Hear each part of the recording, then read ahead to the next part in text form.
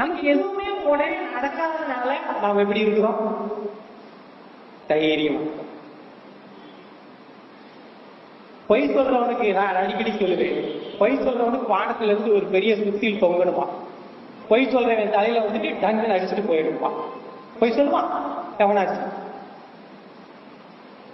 ஒரு போதகர் இப்படி சொன்னார், அவருடைய திருச்சபை 9:30 மணிக்கு கேட்ட பூட்டிப்பாங்க. 9:30 மணிக்கு இன்னைக்கு தேதி வரைக்கும் இன்னைக்கு அப்படி ஒரு திருச்சபை இருக்கு. 9:30 மணிக்கு கேட்ட பூட்டிப்பாங்க.